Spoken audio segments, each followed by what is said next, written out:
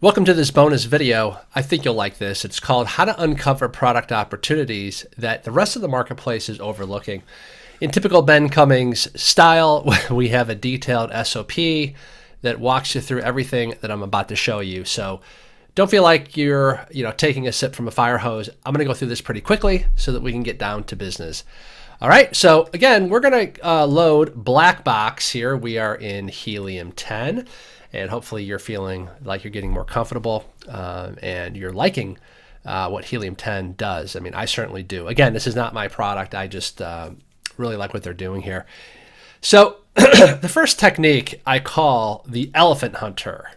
So let's write elephant. Now, why do I call it the elephant hunter? I'll write H because I'm trying to write this with my mouse. I call this the elephant hunter is because we're going to look for big, oversized, expensive products that have big, fat profits, just like an elephant. Okay, and so let's look at what the elephant hunter criteria are. First of all, we want to go expensive, so we're going to go to price here, and you want to direct your attention. I'm over here right now.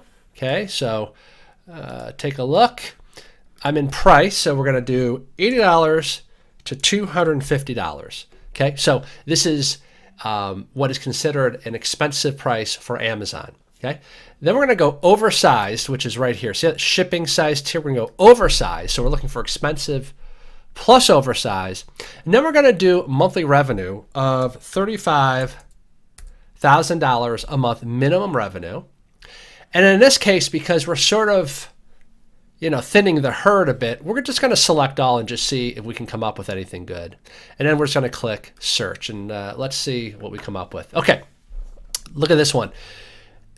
And by the way, this is the great thing about expensive products. They're only selling 227 units a month. So just shy of 10 a day. And they're making $35,000. Why? Because look at this. They're charging $154 for this. And by the way, they only have 37 reviews. And this is an outdoor floating cooler. Gee, do you think you could source this? Absolutely, you could source this all day long from China. So let's keep going here. Some of these won't be applicable, but it doesn't matter. This is why we selected all. Okay, look at this one. This is awesome. A unbranded, meaning like this is not brand driven, a foot massager reflexology machine. Woo! Say that 10 times fast. With shiatsu massage setting, blah, blah, blah, blah, blah. They're only selling 143 a month, but they're making 35K. Why? Because they're almost charging $250 and they only have 50 reviews. By the way, this is what's sort of fun about these higher priced products that are oversized. They don't have a lot of reviews.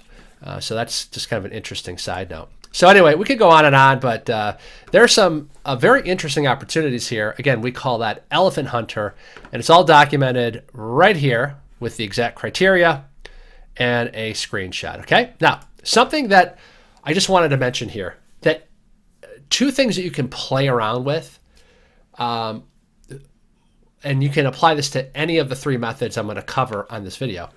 But there is something that a lot of people don't use that I think is pretty interesting. Review count and number of images.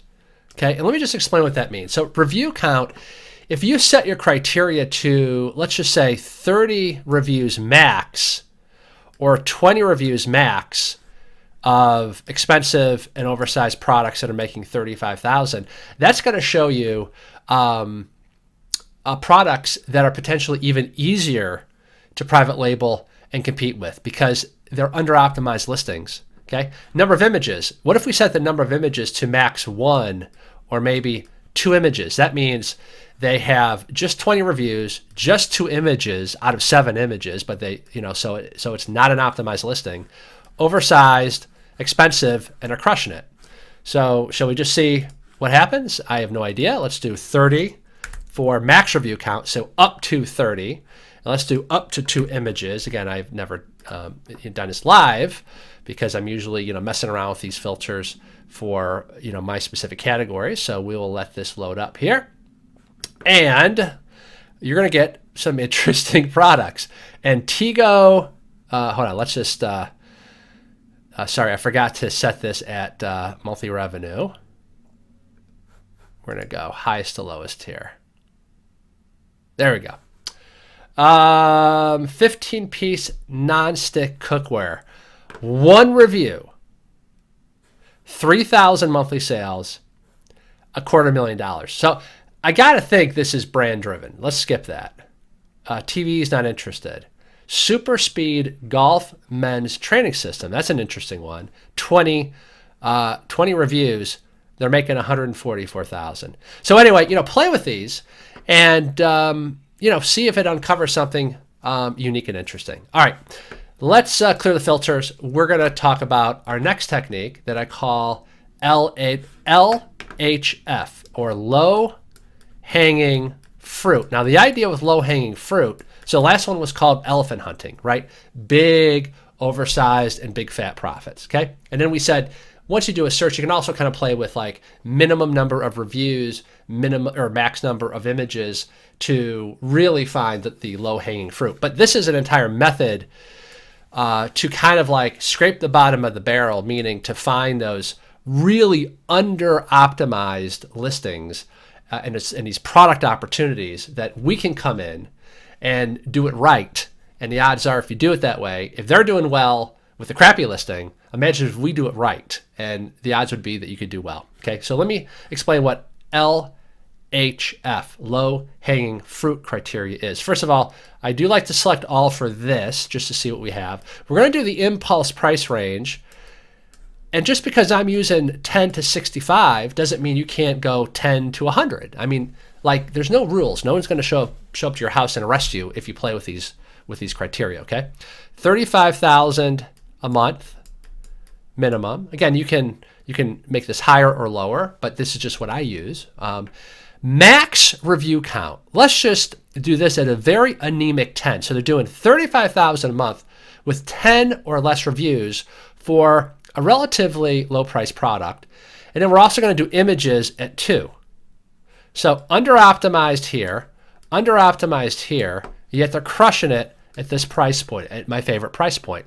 That's going to dredge up, and I'm using this tongue-in-cheek, but a lot of good low-hanging fruit product opportunities. Now again, this is just kind of part of phase one, the product the product idea generation, the pig stage, right? So you're just going to throw these on your list, and then later on, you still really want to put them through their paces and make sure that there's adequate demand. Now, I will just say, though, that when you're going to do things like expensive, oversized products, a lot of the BSR and a lot of the, other various hops tests, like how in demand is it, are you going to have over 100 reviews? You can see why that doesn't apply here, okay? So just use common sense. If you're going to do like the elephant hunter criteria, you got to almost throw out most of the hops criteria, because there's not going to be a lot of buying activity, because there doesn't need to be, because it's overpriced. And just by nature that it is not overpriced, but it's an expensive product, and just by nature that it is expensive, you're going to get far less reviews. So it really, again, let me just stress this again here. Some of these criteria I'm showing you are for the more advanced user. Like, in other words, these large, expensive, and oversized products, they require more experience and more discernment, right? Because a lot of my other criteria simply doesn't apply here. Because we're okay. Remember on an earlier video I said I'm going to teach you the rules, but then eventually, once you have some experience, I would encourage you to break the rules. Okay? Because when you break the rules, now you're not competing with everybody else who wants those impulse, price points, small, lightweight. Okay? So there's some good opportunity, but you have to know what you're doing. You have to understand about how to store oversized products and the impact of FBA fees and things like that. So I really would encourage you that you start out with more simple impulse purchaser type products, and then move on to these types of products once you have some experience under your belt. Sorry for that tangent, but I just wanted to make sure that I keep you out of trouble, and that you don't try to apply the hops criteria to this kind of fringe type of products where it really doesn't apply. Okay, let's look for our low hanging fruit. So we're back to LHF, the low hanging fruit. So we're going to select all categories here. We're going to do my favorite price range, 10 to 65, that impulse price range. We're going to do a monthly revenue of 35,000. Okay, we're going to do a review count, max of 10 reviews, okay, and max of 2 images. And let's see if we find anything cool. All right, we're going to sort by monthly revenue. Actually, let's just go in reverse. Sometimes I do that too. So we have this batter's leg guard. So for baseball, look at this. They're making, they have 586 unit sales per month. They're making 35,000, and it's a fairly high price product. Guys, trust me, you could private label this all day long. And it says number of images, 1 image, 7 reviews, and are making 35,000 a month. We're scraping the bottom of the barrel, and that's good because, guys, the big idea here is if you come in and apply all the other stuff from search, find, buy, you're going to crush it, right? Let's go to the product page. Let's just see what's going on here. 1 image. Okay, you have a video. Okay, 1 image, right? And look at this. It's like it's almost like third-party sellers are trying to sell this. It's really strange listing, right? It tells me that there is a big opportunity here. Now, this could be brand driven.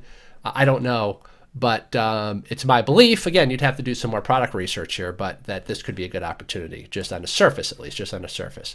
M&M's, well, can't private label that. That would be known as a brand-driven product. And because we selected everything, you're going to get some weird things in here. But look at this thing. Great example here of a low-hanging fruit opportunity.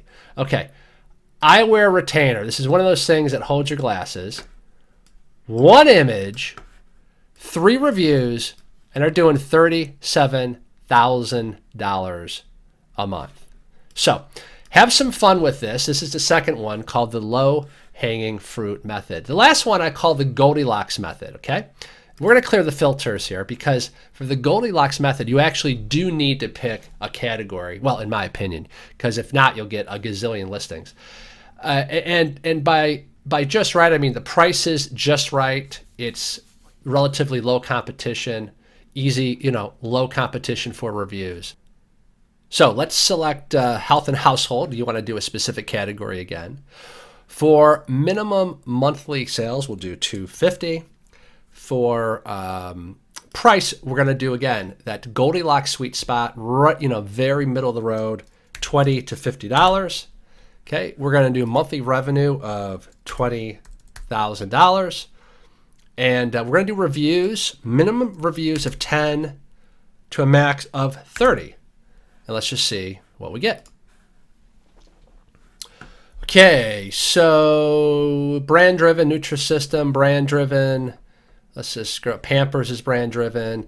So probably not the best category for me to pick, but let's just see what we find, because sometimes you can find some gold nuggets. Let's see. Dixie Ultra paper plates. Nope. A Tech City Bluetooth body fat scale.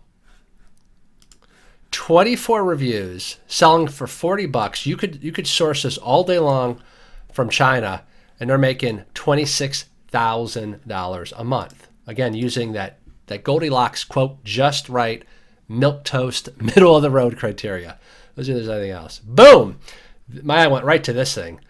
A breathalyzer. Is this brand driven? I don't think so. Well, if it's brand driven, if somebody out of 100 people knows a brand of breathalyzer, they have problems that you can't solve. They're making $32,000. Look at the price point for this. Do you realize how cheap this would be to source something like this, to private label this? Okay, so those are just a couple quick examples of the type of opportunities that you can uncover using the Goldilocks method. Listen, don't limit yourself to only these 3 ideas: elephant hunting, low-hanging fruit, and the Goldilocks method. And remember, you have the SOP here that gives you all these criteria, so don't worry. And it's all spelled out with screenshots. But don't limit yourself to these. As you use the Helium-10 tools more, as you get used to the Ben Cummings way of doing things, and you just kind of adhere to our protocols for a time, maybe a month or 2, but you're going to quickly come up with your own ideas as you get more experience, and you're going to find some unique ways to find great private label opportunities that the rest of us have overlooked. Happy hunting.